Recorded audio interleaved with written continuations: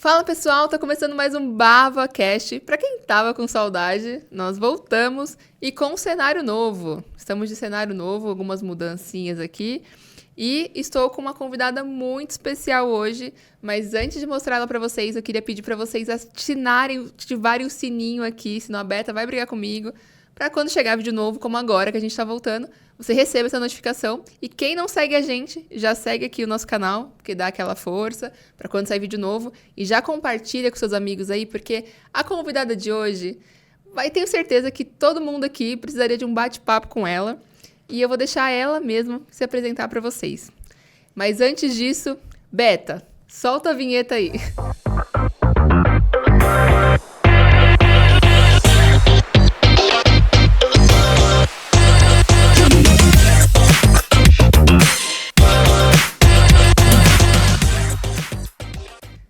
Então, pessoal, hoje eu tenho aqui ela que é psicóloga, terapeuta do método Procure Cicatrizes, que vocês vão ficar sabendo o que é isso hoje. Ela, Iliete Sansana. Falei certinho ali. Falou certinho. Isso mesmo. Ela que também é cliente aqui da Bava e que eu fui conhecendo a história dela e como ela ajuda as outras pessoas. Tive que trazer ela aqui no podcast para ela contar para vocês um pouquinho como ela tem ajudado as pessoas aí. E eu queria que ela contasse então para vocês um pouquinho do que ela faz, de quem ela é. Então, Li, se apresente, conte um pouquinho de quem é Iliete Sansana. Olá, meu nome é Iliete Sansana, sou psicóloga já há 31 anos e sou terapeuta referência do método Procure Cicatrizes. Enquanto psicóloga, eu trabalhei em diversas áreas, tenho várias especializações e a minha dificuldade ou a minha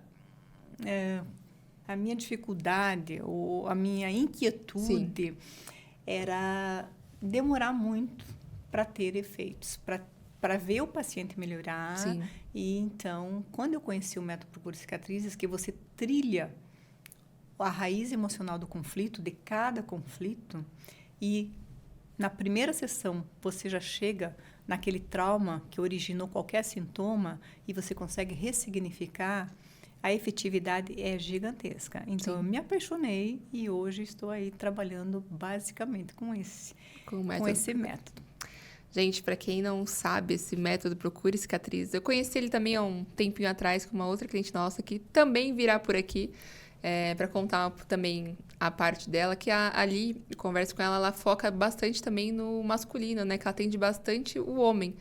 Eu também tenho essa cliente que ela atende mais a mulher, então eu falo que elas se completam. Mas as duas também atendem os dois sexos, os mais diversos problemas que o método pode provocar. Que não é assim, o método não pode provocar, o método ajuda a curar, na verdade. Então, eu demorei um pouquinho para entender, então a gente vai falar de passo por passo aqui para vocês, para que vocês entendam também. E é algo que realmente faz muito sentido. Eu comecei a ver essa minha outra cliente antes, que está mais tempo comigo, né? Ela falar sobre as dores emocionais, cada dor tem uma dor fundo emocional, na verdade, né? É até complicado falar para explicar para vocês, mas que cada dor tem uma razão emocional, tem um conflito emocional.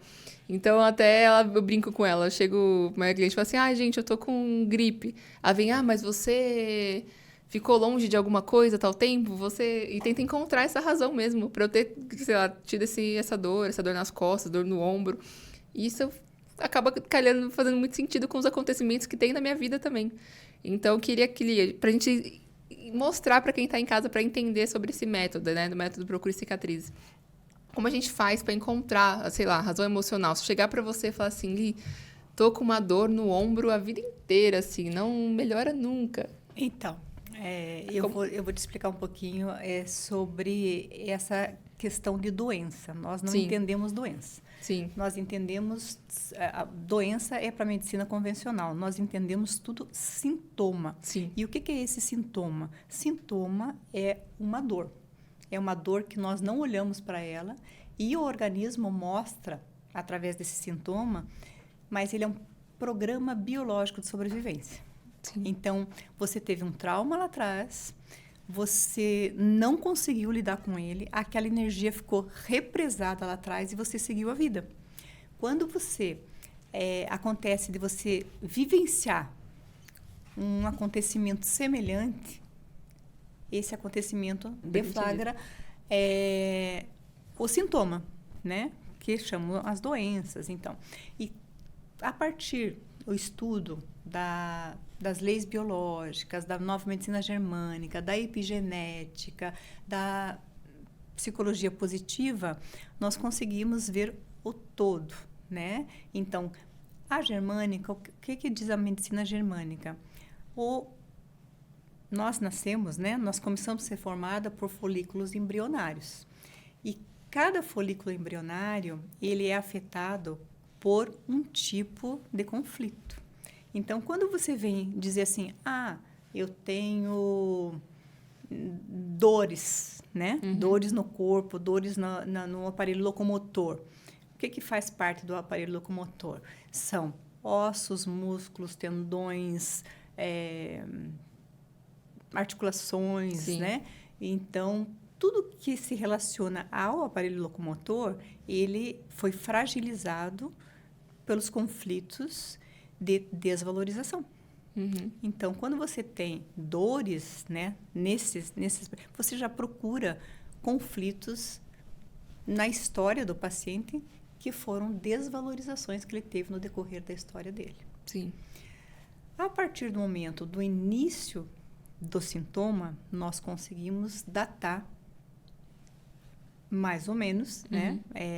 Às vezes a gente acerta na mosca, sim, datar o evento traumático. Sim. O que é um evento traumático?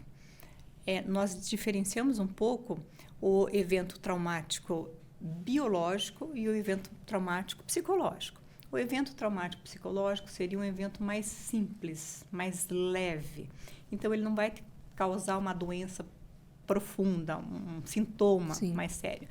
E o trauma biológico, ele já vai inscrever no teu corpo esse trauma. Ele vai inscrever lá no teu corpo, ele vai marcar. Então, ele vai, a qualquer hora, ele vai deflagrar como um programa biológico de sobrevivência. Né? Então, por exemplo, eu dou sempre o exemplo. O que é, volto lá, o que a gente chama trauma? É um evento impactante, inesperado, vivido em solidão. Como assim, Liette? Por exemplo, você se acidenta, tem mais 4 pessoas dentro do carro. Cada um vai lidar com aquele evento de uma maneira única. Sim. Então, por isso que é vivido em solidão. Então, para alguns vai ser um evento qualquer. Para outros vai ter vários sintomas. Para outros, dali um tempo, ele vai ter um transtorno pós-traumático, né? Então, sabe-se lá o que ele vai desenvolver. Sim. Então, assim, ele vai viver em solidão. É único, porque cada um tem sua história, cada um traz suas memórias celulares e vai viver de uma única... do seu jeito, né? Sim. É basicamente isso. Só para deixar mais ou menos explicadinho, dar um exemplo do que a Ali acabou de falar, a Isabela, minha filha, né? Ela desenvolveu bronquiolite. Ela teve bronquiolite. Aí eu conversando com essa minha amiga, ela virou e falou assim, Bia, bronquiolite é respiratório. Respiratório, ela começa, né? Respiratório foi algum momento, às vezes, que você se ausentou dela. E ela sentiu que ela ia ficar sozinha, que você não ia voltar. Ela aconteceu isso dentro dos últimos 15 dias, dos últimos 10 dias, alguma coisa assim. E tinha acontecido. Tinha sido a primeira vez que eu passei mais tempo longe dela. A primeira vez que, sei lá, acho que eu demorei mais pra voltar, que eu tive que sair, resolver alguns problemas. Tem sempre o tempo da mamada, né? Mas foi a vez que eu me ausentei por mais tempo, que eu até deixei um pouquinho de leite. E aí deu um tempinho, pronto, ela começou o nariz escorrendo, bronquiolite. Aí eu falei, caramba, pode ser, bateu super. Ela vai no ouvido dela e fala que você não vai sair de perto dela. Quando ela estiver dormindo, fica falando no ouvido dela que você vai ficar ali, que a mamãe saiu, mas a mamãe volta, que ficar com um vovô, com o papai também é seguro.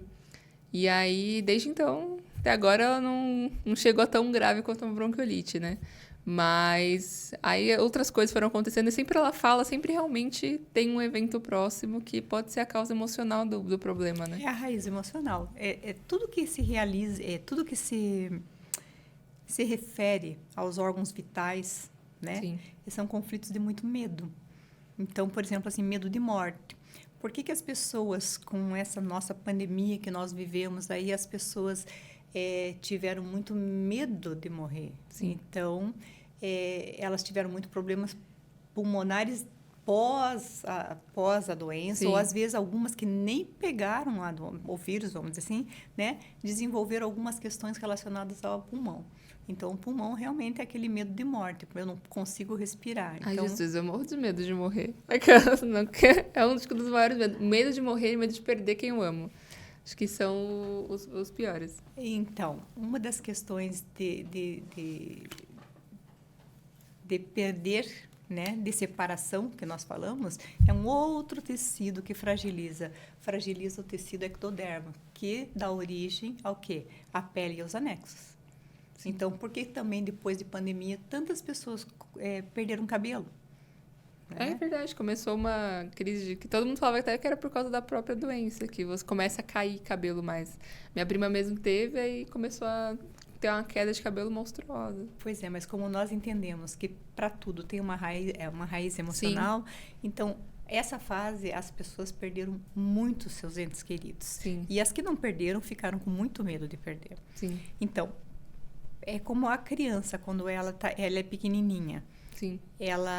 O que é a morte? É você não estar mais. Sim. A criança, ela não consegue abstrair isso. Então, quando você não está na frente dela, você não existe. A criança pequenininha, né? Sim. Com o desenvolvimento, ela vai aprendendo Exato. isso. Então, assim, quando você não está presente, você não existe. Então, é como se fosse uma morte. Então, as pessoas ficaram afastadas uma das outras.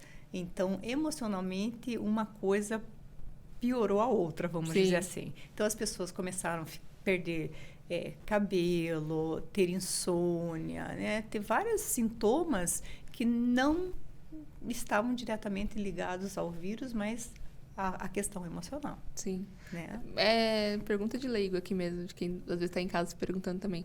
Essa questão da ansiedade desenvolvida também, né, nessa época de pandemia, pode ser também alguma razão emocional? A ansiedade por si só é muito emocional, né? Mas é que hoje em dia tem TDAH, TDX, TD, não sei das quantas, tem várias TDs aí rolando. Na verdade, assim, a ansiedade ela é uma antecipação do medo. Sim. Então, como a população ficou no meio do medo e a mídia também ajudou muito, né? Dizendo assim, morreu. É o tempo né? inteiro, é só tragédia. Ligava para ver morte mesmo. O tempo todo você vai perder alguém, então as pessoas têm medo, né? Então, assim, catastrofizavam o futuro ali. Então, é sempre aquela expectativa de acontecer alguma coisa. Então, antecipava aquilo que poderia Sim. acontecer. Então, as pessoas realmente até hoje desenvolvem muita crise de ansiedade. E são medos profundos. Sim. Às vezes, tem registrado um medo que sofreu lá na infância e que mas eu vivenciei isso na infância. Só que para aquela criança que vivenciou aquilo naquele momento era muito sério. Sim. Então, hoje, você olhando para aquilo, pode nem dizer, bobagem, mas para aquela criança não foi. Sim. Ela viveu aquilo em sofrimento, né? Crises de pânico é a mesma coisa. Não é igual à ansiedade, porque a ansiedade ele tem alguma coisa, né? Então, assim, eu tenho medo de tal coisa. Eu vou falar aqui com a Bianca, então eu vou ficar meio ansiosa. Estava ansiosa. Que seria uma questão natural. Sim. Mas quando esse medo, ele me impede de fazer alguma coisa, aí ele é patológico. Sim. Qual é a diferença da crise de pânico? A crise de pânico vem do nada. Sim. Então, ela vem assim, eu tenho como se fosse uma crise de ansiedade, mas não tem sintomas físicos, tem sudorese, tem taquicardia, mas não existe qualquer evento. Sim. No fundo, existe. Sim. Vamos dizer assim, tá vendo a diferença? Sim. Assim, para a medicina tradicional, não existe evento nenhum. Mas, claro, que tem Alguma uma coisa questão desencadeou registrada. aquilo. Sim. Tem alguma coisa registrada, mas não é consciente. Assim. Eu cheguei uma época a fazer terapia, na época da pandemia, porque, como eu falei, eu tinha muito medo de morrer, medo de perder as pessoas nessa época da pandemia. Meus pais tiveram Covid. Meu pai teve Covid, que minha mãe chegou ali ilesa. Mas meu pai teve Covid e ele tinha todas as comorbidades que todo mundo estava causando. Então, eu fiquei com muito medo de perder meu pai, medo de perder as pessoas que eu amo. Isso daí já me mandaram logo uma terapia, né? E aí, esse medo que eu tinha, já vinha de antes também. Eu vi uma bolinha no meu braço, eu já achava, putz, meu Deus, tô com câncer. ou qualquer coisa, eu já achava que era alguma doença, que eu ia morrer, que era uma doença perigosa, qualquer coisa. Aí até na terapia, uma vez ela fez um exercício comigo, onde ela foi perguntando vários acontecimentos da minha vida, e ela viu que no parto, eu não fiquei com a minha mãe. No parto, não tive aquele momento de mãe e filha. Porque eu já saí direto pra UTI. Você E minha foi mãe separada. também, sim. E minha mãe também. Então ela falou assim, Bianca, esse acontecimento é um grande acontecimento que você não lembra agora, mas você estava lá, você viveu aquilo. Então naquele momento você ficou com medo, você ficou sozinha, você não viu ninguém, você não viu sua mãe, você ficou separada de todo mundo, você se sentiu desprotegida. E esse medo você trouxe com você. Então ela fez um trabalho lá comigo e, cara, outra pessoa depois dessa sessão. Tipo, eu não me ligo mais. Apareceu, bobagem, deve ser qualquer coisa.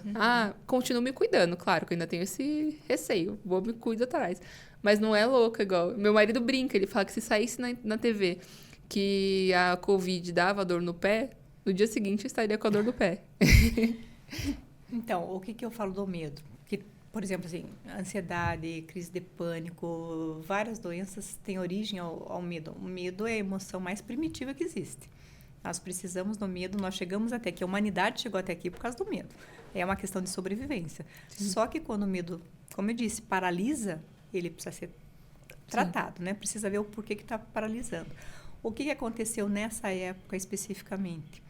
Com esse bombardeio, né, de medo e tal, que é uma arma de guerra, as pessoas estavam tudo bem. Um exemplo, né? Aí falaram assim para a pessoa, você está com Covid. A pessoa morria. Sim. Porque ela ficava tão apavorada e o estresse, o que ela faz? O estresse faz teu corpo produzir cortisol. Sim. Cortisol. Cortisol. E o cortisol, ele acaba com o teu sistema imunológico. Sim. Então, assim, era a equação perfeita.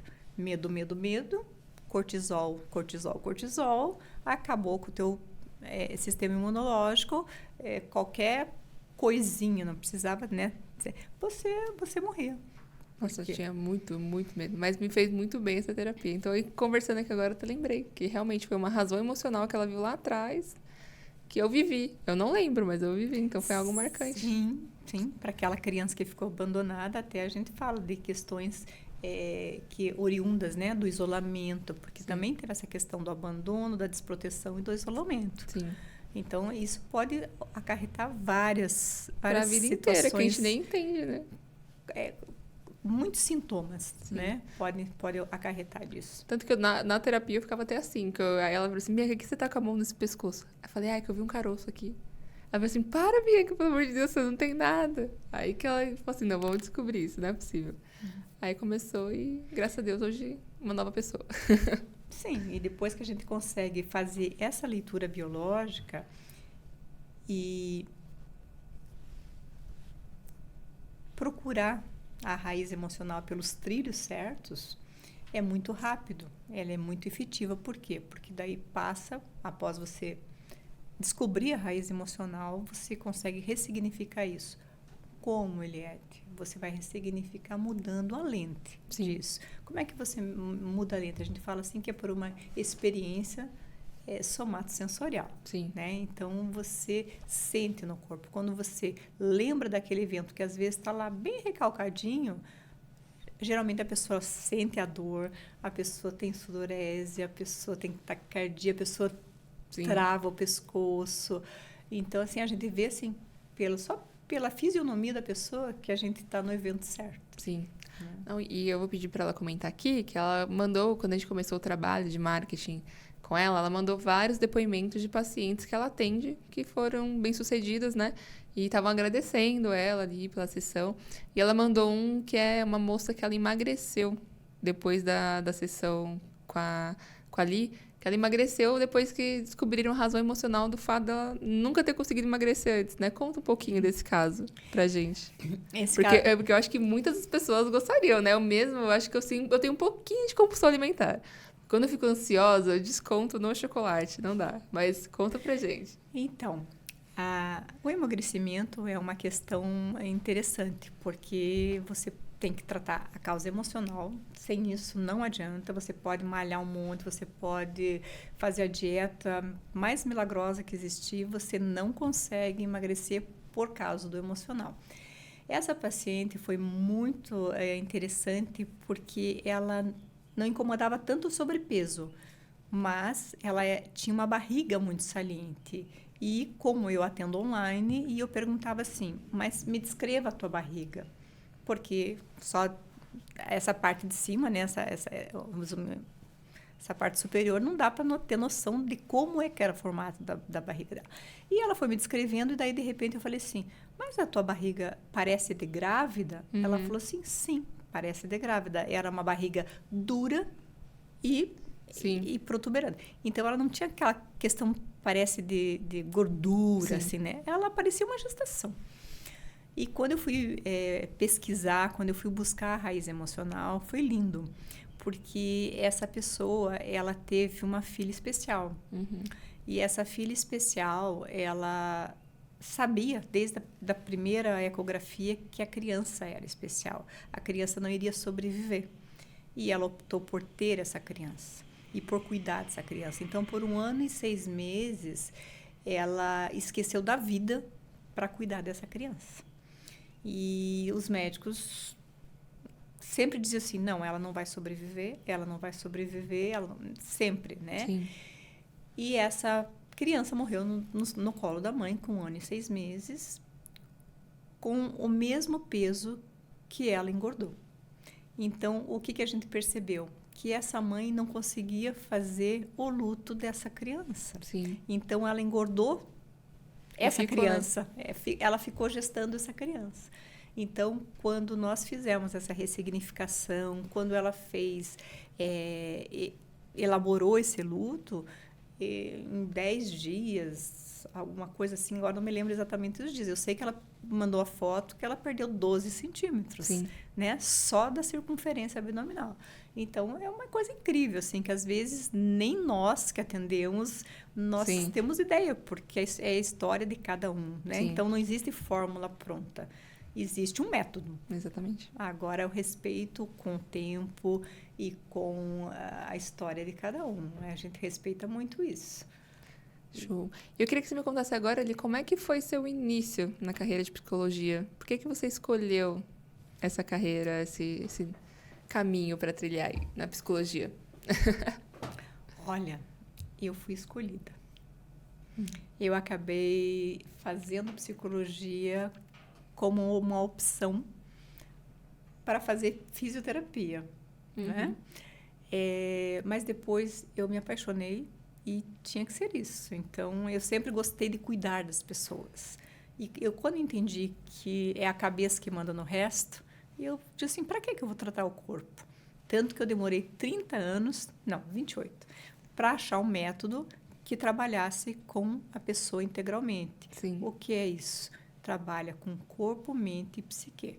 Ou, né, o órgão, o cérebro e as emoções. Sim. Hoje, eu não consigo. Se alguém me disser assim, o psicólogo só trabalha com emoção, eu vou dizer, oi? Não trabalha só com emoção. Você não pode separar, não pode fatiar o ser humano. Então, tá aí a psicologia corporal, tá aí a psicologia que trabalha com couraças, tá aí a psicossomática, né? Então, assim, você é um organismo, mas que tem um monte de emoçõezinhas complicadas, né? Sim. E não é o teu corpo que manda no resto, é a tua cabeça que manda no todo. Sim. Né? E tuas emoções influenciam tudo. Tem um médico indiano que chama Deepak Chopra, né?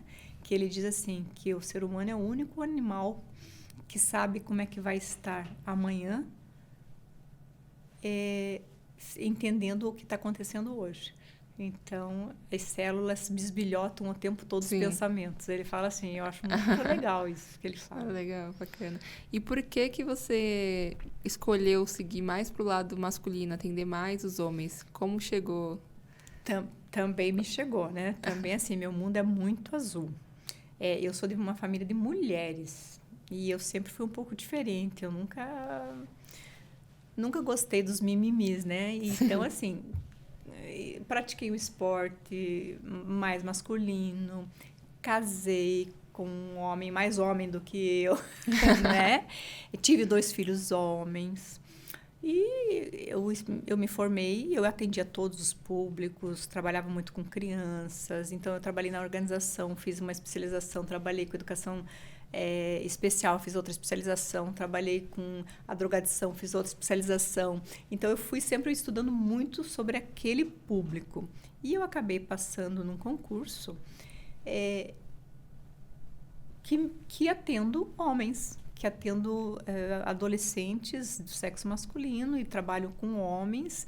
E a minha expertise há quase 20 anos é o atendimento masculino. Então, qual é a maior dificuldade do homem hoje que eu atendo? São as disfunções sexuais, que é muito importante, né? A questão do homem, da vida sexual, para ele se sentir, trabalhar a masculinidade. Então, para o homem é primordial. Por quê? Porque ele gosta de se sentir o provedor, ele tem a questão da masculinidade. Então, a vida sexual, para ele, vai atrapalhar em tudo.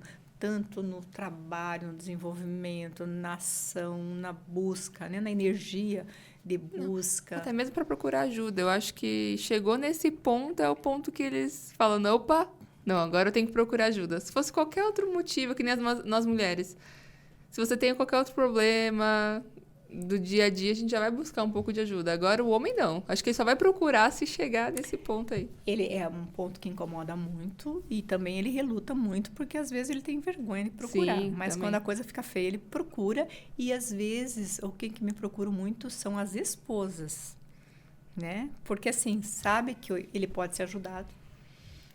E só que eles têm vergonha de procurar. Então, assim, muitas vezes, muitas sessões são as esposas que procuram um atendimento. Era isso que eu ia te perguntar. Com certeza, a maioria dos homens que chegam até você, a maioria é trazido pelas mulheres, né? São trazidas pelas mulheres, mas é interessante. Depois que eles são atendidos, eles querem que eu atenda as mulheres. Deles. Para ajudar ele também. Para ajudar também. E, assim, é interessante quando ele entende que também as disfunções sexuais têm toda uma conotação do território masculino, de perda de território masculino. E a gente ressignifica isso, é muito tranquilo. Isso também entra na mesma quesita do sintoma emocional também, né? Essa parte do... Sim. É totalmente cabeça, né? Sim, totalmente cabeça. Show. Totalmente emoção. Né?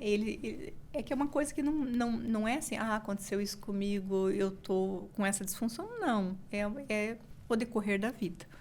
Né? Então, são as perdas territoriais, para o homem é muito importante. A família, ele diz assim, é minha família, é minha mulher. Não no sentido de posse, mas no sentido de orgulho, né? Ele conquistou tudo isso, meu trabalho. É importante. A mulher Sim. pode até às vezes ficar, não é normal hoje em dia, mas fica sem trabalho, fica cuidando dos filhos. Para o homem é impensável. Sim. Né? Ele não se sente, ele fica com a masculinidade lesada. Ofendida. Então, é Mas difícil. acho que a sociedade acaba impondo isso também, né? Sim. Acaba fazendo uma pressão em cima disso. A sociedade impõe, mas é o território dele, né? Sim. Porque desde as cavernas o homem é o provedor. Então, a energia masculina é essa que provê. E quando ele não consegue fazer isso, ele tem muita dificuldade. Ele começa a ter as disfunções dele. Ela já respondeu até outra pergunta, que eu ia perguntar para ela quais são os maiores motivos que provocam isso, né? Então, é mais essa parte territorial mesmo do homem. É a parte territorial do homem. Ou também tem a questão da opressão.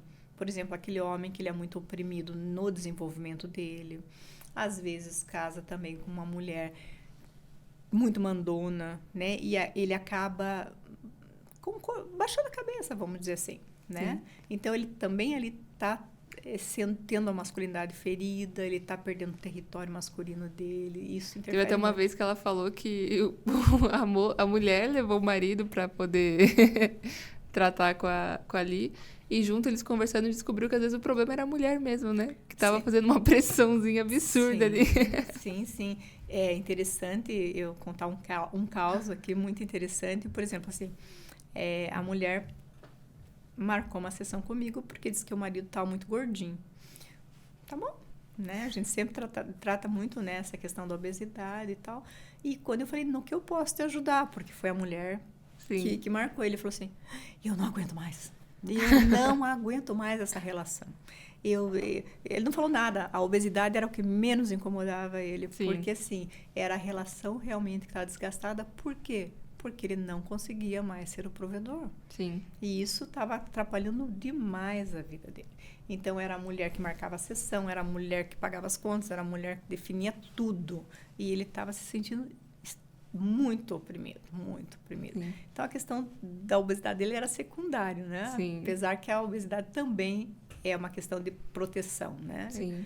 Eu preciso ser protegido, então eu preciso de gordura. Sim. Mas foi muito interessante esse caso. Tá vendo? Então, você que é homem e está assistindo esse podcast hoje, gente, não tenha vergonha de pedir ajuda. Às vezes é melhor chegar num começo do que deixar chegar num ponto, né? Que seja mais difícil tratar depois. Então, procurem ali, aqui, ó. Tá prontinha para ajudar. À disposição. À disposição. Assim como a disfunção erétil, o câncer de próstata, a hiperplasia prostática, tudo vai pelo mesmo caminho. Show. Né? Então, é isso. Bacana. Queria falar agora com a Ali um pouco sobre Janeiro Branco, que é o que... Ainda estamos gravando esse podcast em janeiro. Se ele vai... A hora de janeiro eu ainda não sei, que a gente vai passar por edição. Mas a gente está no Janeiro Branco. E Janeiro Branco é algo recente, né? Que o pessoal... Minha produção me disse que foi instituído recentemente o Janeiro Branco. Virou lei, na verdade, não é? Existe há muito tempo já, mas a lei foi oficializada esse ano. Isso, existe há muito tempo o Janeiro Branco, mas a lei foi oficializada esse ano. E é muito importante falar sobre a saúde mental, né? Principalmente agora com as redes sociais, que é outro ponto que eu quero citar aqui com a Ali. Porque isso a gente vê muito. A gente vê jovens se matando por causa de rede social, vejo jovem aí com abstinência por causa da falta de celular. Tava comentando com ela antes de começar as gravações aqui, porque enquanto a gente tá gravando esse podcast, tá rolando no Big Brother que ela não assiste, então tô contando pra ela o caos do que está acontecendo lá, que a Vanessa Lopes está ficando meio... Você vê claramente que ela tá com uma dependência. Ao meu ver, eu acho que ela tá sentindo saudades do celular dela. Dessa vida do jovem que a gente tem, que a gente fica o tempo inteiro no celular, nem que seja pra ver que horas são. Então, acho que aquilo ali causou uma dependência nela, que ela começou a meio que surtar mesmo, achar que todo mundo é ator, é atriz do lado dela. E recebemos a informação que ela apertou o botão e pediu pra sair. Você vê que realmente ela tava, né, não tava se sentindo bem ali. E é até uma deixa pra gente entrar nisso. Na dependência dos jovens hoje, nesse aparelhinho, saúde mental, como é que fica nesse ponto? Então, Janeiro Branco, vamos, né, começar. Janeiro Branco é o mês de conscientização da necessidade da população de olhar para a saúde mental. Então, as pessoas pagam milhares, né, de reais em tratamentos estéticos e saúde mental, nada. Zero. E se você estiver bem com você, estiver bem com a tua saúde mental, a tua aparência é o que menos importa. Você Sim. lida bem com ela. Não estou dizendo aqui que você não pode cuidar Sim. da tua aparência, mas você vai estar bem com ela também. Sim. A questão da dependência das telas está sendo uma doença mundial. Por quê? Porque hoje, antes a gente tinha telefone, tinha relógio, tinha isso, tinha aquele outro, né? Hoje em dia a gente tem um único aparelho que faz tudo, Sim. que é como se fosse o teu companheiro ali. Talvez você não precise mais nem do namorado, porque o celular ocupa aquela falta. Então, a gente sempre diz assim, todo excesso esconde uma falta. Então, o que as pessoas fazem? As pessoas hoje... Vou falar, né, de um desenvolvimento, né? Daí já chego lá nessa questão dessa moça, que eu não conheço, mas é que assim, eu me apego a uma coisa e eu imputo simbolicamente muito valor àquilo. Então, aquilo vai fazer parte da minha vida. Então, para tudo, eu tenho que estar o tempo todo ali, o tempo todo falando, olhando. Se não me derem like, eu acho que as pessoas não gostam de mim. Sim. E se eu postar e ninguém olhar, eu estou invalidada. E não é isso que acontece. Então, as pessoas hoje vivem em função disso. Sim. Então, provavelmente, no decorrer da vida dela, não conheço a história, existiram grandes faltas emocionais. Sim. Então, por que as pessoas hoje... o que a gente vê? Talvez ela já é adulta, então não sei se aconteceu, mas talvez outras faltas. Qual é a babá das crianças hoje em dia? Sim. é um celular. Então, a criança fica tão dependente daquilo e pode estar sendo feito, por exemplo, o diagnóstico do transtorno de déficit de atenção e hiperatividade, porque as pessoas não conseguem mais olhar nos olhos. A criança, ela quer tudo muito rápido, mais do que a criança já... A infância já é imediatista, né? Mas hoje, assim, por quê? Porque nada na vida vai ser tão imediato quanto a recompensa de um joguinho, né? Você clica ali, aparece não sei quantos diamantezinho, não sei, é imediato. Sim. E a vida não é assim. Então, a pessoa fica dependendo daquilo. Então, ela diz assim, se aquelas pessoas não me validarem, eu não sou nada. Qualquer frustração também é um mar de coisa. É um mar de coisa, por quê? Porque não tem autoestima. Sim. Então, as pessoas continuam com muitas faltas. Uma criança que cresce sem olhar, sem o toque, sem o carinho, sem a fala, né? Sim. Ela tem muita dificuldade. Então, existe, inclusive, estudos de pessoas que já foram diagnosticadas, e eu não estou dizendo daí que não está certo alguns diagnósticos, mas estou dizendo algumas exceções, sim, do espectro autista, que na verdade a criança, ela em casa, ela só conversa com os pais pelo celular. Sim. Então ela não consegue mais interagir, ela não precisa conversar, porque o celular faz às vezes. Então ela diz, nossa, essa criança mais retraída, né? É mais retraída, mas é um falso espectro, vamos dizer assim, né? Porque ela aprendeu a não precisar se comunicar, a não precisar interagir, a não precisar olhar. Sim. Então, nós temos... É uma coisa que eu tomo muito cuidado com a Isabela, esse caso, esse vício em tela. Chegamos aqui há 1 ano, praticamente 0 telas. É mais o que ela vê passando, da gente assistindo, mas ela não para. Tem vezes que eu até tentei colocar para poder fazer alguma coisa. Às vezes num banheiro, para ver se ela ficava quieta, e ela não... Ela prefere realmente ficar brincando, conversando. Graças a Deus ela acostumou com isso. Que os médicos recomendam que até 2 anos evitar a tela para bebê, né? Para eles desenvolverem.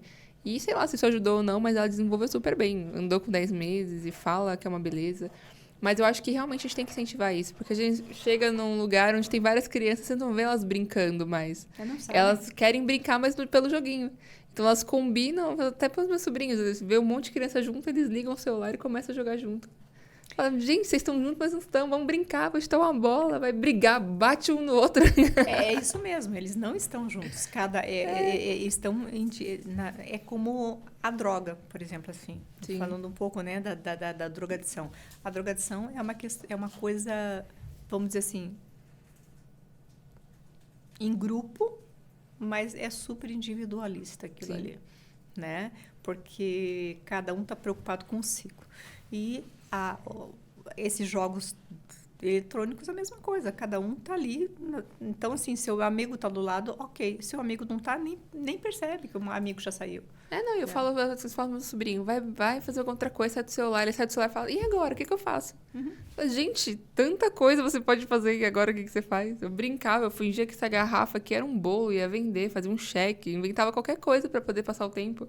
Eles ficam, e o que eu faço agora sem celular? O que eu vou fazer? Sim, porque o celular, ele ativa demais as ondas cerebrais. Então, Sim. a criança fica acelerada, né? Então, assim, eu não sei o que eu faço com meu filho, porque o meu filho é muito assim.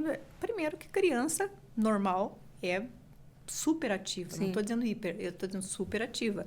Aí você dá uma coisa que acelera mais ainda, então, daí você diz, é problemático. Não, ela foi estimulada. Sim. Então, as telas, eu digo mais, eu acho que não é só até os 2 anos, não. Eu acho que criança até... Não, tem limite, mas você começar a impor limite, né? Não deixar o tempo que for, assim. A criança até ela ir para pré-escola e tal, ela tem que brincar, ela tem que descobrir o mundo. Sim. Olha o que aconteceu aqui, ó. Pode ser meu. Não consigo. Você falou sobre a altura dele. Eu já vi essa saída na casa.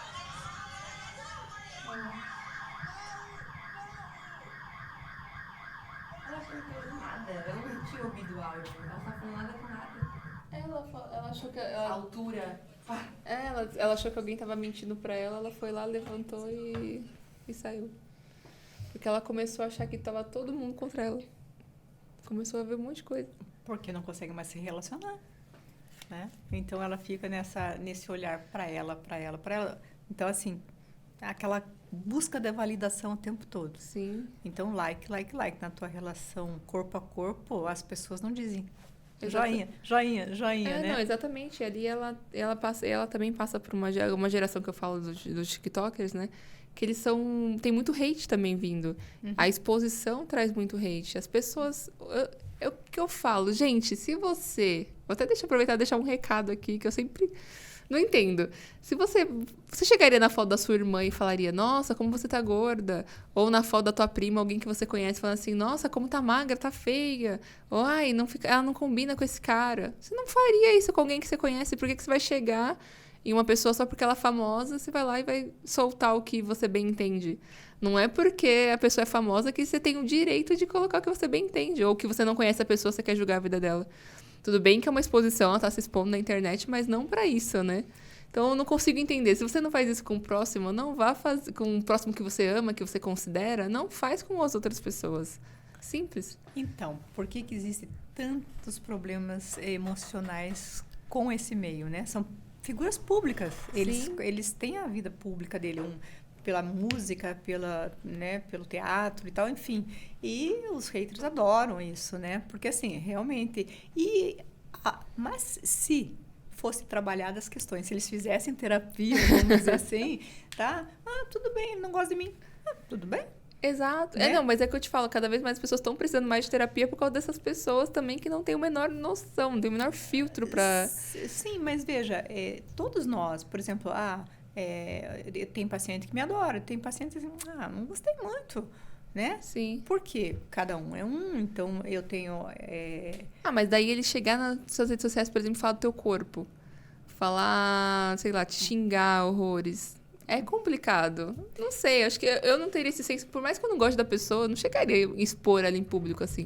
Não, claro que não, mas como assim? Existe a fragilidade emocional dos dois lados. Sim. Aquele que se expõe e aquele que precisa falar. Quer dizer, se eu não gosto de alguma coisa, eu simplesmente não entro naquele Instagram, ou não entro naquela pessoa, eu não sigo aquela pessoa. Mas ele tem uma necessidade também é uma questão de autoestima. Eu preciso diminuir o outro para me sentir melhor. Sim, exatamente. Então, a função do hater é mais ou menos isso, né? Então, eu acho que essa questão da autoestima é bem séria, né? Sim. De ambos os lados. Porque Exato. se você está bem, é aquela história da aparência. Se você está bem, você está bem. Se você gosta ou não gosta... O problema é de quem não gosta, né? Mas... Aí nós falamos uma coisa, autoconhecimento. Sim. Quando você sabe quem você é, se a pessoa disser assim, você tem esse olho escuro e tal, tá bom. Eu sei que eu não tenho olho assim, escuro. Não, eu sei que eu não tenho olho escuro. Então, assim, aquilo vai mexer comigo? Não, eu sei que eu sei a cor do meu olho, eu conheço, né? Sim. Assim como a gente conhece o emocional. Eu acho que mas acho que a sociedade hoje em dia, o mundo que a gente vive hoje mexe muito com isso. Porque até no Instagram você tem filtros pra você praticamente virar outra pessoa, né? Uhum. Então isso é muito incentivado hoje. Você ser um biotipo assim, tal, a pele sempre tá sempre linda. Então, acho que as pessoas realmente estão precisando de... Eu acho que todo mundo precisa de terapia. Depois que eu fiz terapia, eu falei, todo mundo precisa de terapia. Que vocês, pode falar, não tem problema. Sim, precisa de autoconhecimento. Hoje eu acordei pra ficar de boa, ninguém vai tirar. Sim, volto a falar, é autoconhecimento. Se você sabe quem você é, a opinião do outro é do outro. Sim. Então, deixa com ele o que é dele e fica comigo só o que é meu. Para isso, precisa de um processo de autoconhecimento. Sim. Tá vendo, gente? Façam terapia. Ó. Toda a indicação aqui É pra vocês. essencial. Ó. Façam terapia, é muito importante. Invistam na saúde mental. No Janeiro Branco, que a gente comentou aqui, reforçando a importância da gente olhar para a saúde mental, como a gente olha para a saúde geral do corpo, né? Sim, e a saúde geral do corpo também tem a ver com a saúde mental. Sim. Então, quando a gente diz assim, quando o corpo adoece, é porque a gente não olhou para as nossas dores. Então, enquanto a gente não olhar para as nossas dores, aquele sintoma vai ficar batendo na tecla ali, né? Até você solucionar a coisa. Ele vai aparecer. Show. Bacana. Então, gente, vamos agora pro quadro, dos 3 desejos. Ô, Beta, solta a vinheta aí, ó. Então, vamos lá, Li. Esse quadro é mais ou menos para conhecer um pouquinho de você também, né? De quem tá por trás aí dessa pessoa incrível que contou aqui pra gente hoje. Se você pudesse se encontrasse com o gênio da lâmpada, o que você pediria pra ele? Vamos começar com o primeiro pedido, ó. E apareceu aqui pra você, ó. Mentalizou? Faz seu primeiro pedido pro gênio da lâmpada. O que você pediria pra ele? Eu pediria paz. Boa. Paz pro mundo. Tá, a gente tá precisando demais. Segundo pedido. Saúde. Saúde mental. Pra todos, pra você. Para todos. Mas Eu preciso dela. você precisa ajudar os outros também com a saúde mental. Aí, ó. Exatamente. Tá bem pra poder ajudar os outros. E o terceiro pedido? Eu acho que mais amor. Aí, tá vendo, gente? Ela usou os pedidos dela pra pedir coisas pro mundo. Olha que lindo. Tá vendo? Por aí você já conhece muito da pessoa, viu? Pensa sempre no próximo, tá vendo? Sim, faz parte. Show. Paz, amor e saúde, tudo que a gente precisa. Tanto pro mundo, gente. E ó, ainda continua quebrada. Ainda vou dar um jeito. Ô, gênio, eu queria que você arrumasse essa lâmpada, gênio. Arruma aí. Agora vamos fazer um bate-bola. Aquele bate-bola bem Marília Gabriela, bem mocinha. Queria fazer algumas perguntas pra vocês, vai me respondendo o que vier na sua cabeça aí de bate-pronto. Uma cor Verde. verde? Olha, eu fui surpreendida, achei que ia ser azul. Azul também é muito. Eu gosto o muito. verde também é do universo masculino, né? Tudo Sim. bem, vamos lá. É da saúde. Da saúde. Tá bom. Onde você gostaria de estar daqui 5 anos? Daqui 5 anos, eu gostaria de estar. Talvez no Tahiti. Por que, Tahiti? Porque eu adoro o mar, adoro o sol, adoro a água, adoro a cor, adoro tudo. Ai, que legal. Um hobby. Um hobby. Leitura. Eu gosto de uma coisa que eu quase não faço, que é nadar. Nadar. Um lugar. Um lugar. Austrália. Austrália. Um sonho. Um sonho. Ajudar muitas pessoas. Um medo. Um medo.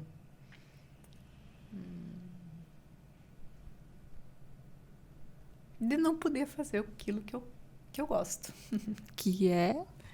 Que é ajudar as pessoas. Ai. Que é o meu propósito. Show. Uma frase que marca muito você. Que te descreve assim.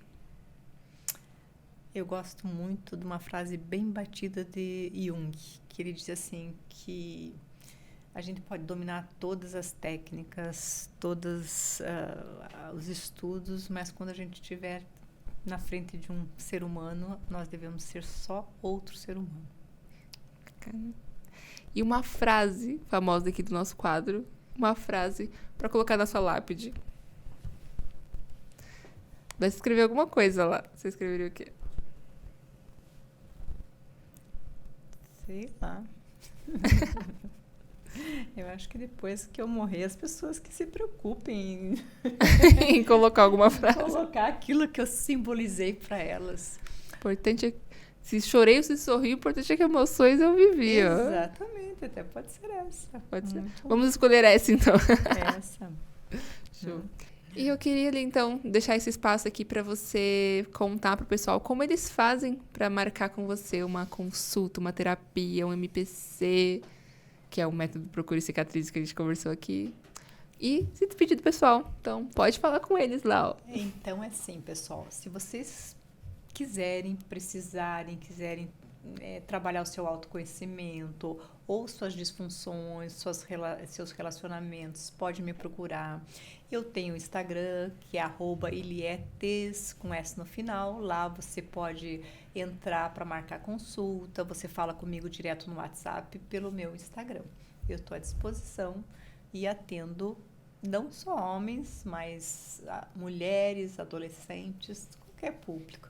Minha expertise são os homens e suas questões. Aí, ó. Olha, você viu, ela deixou o Instagram dela e eu esqueci de falar o meu pra vocês. Então, ó, segue aqui o meu Instagram. O Instagram da Bava eu não vou nem colocar, coitado, porque tá aqui o Instagram da Bava, mas eu atualizo mais o meu. E sigam ali também. A gente tá fazendo um trabalho lá com ela de marketing. Aproveitar, deixa aqui. E perguntar pra você como é que é trabalhar o marketing também com os homens, né? A gente tem que pensar em atingir o público masculino que não é tão aberto assim a, por exemplo, ler grandes coisas, que é mais objetivo, é mais Sim, direto, né? eles são mais objetivos, eu acho que um pouco mais fechados. A mulher busca mais a Sim. informação, consome mais conteúdo. O homem é bem mais direcionado. Até porque eu acho que o homem tem medo de pesquisar alguma coisa de ajuda e depois ficar aparecendo lá no computador, entregando lá quem tava pesquisando sobre o tema, né? Exatamente. Aí depois vai falar, vixe, tem um vírus aqui no meu computador. Não sei quem pesquisou Só isso. aparece isso pra mim. Só aparece isso pra mim. Deve ser por causa que eu sou homem, pela minha idade. Sempre essa desculpa, né? Sim. Mas, ó, o algoritmo não mente, tá? Se tá aparecendo é porque em algum momento pesquisou, clicou, viu alguma coisinha ali. Não é só por causa de idade, não.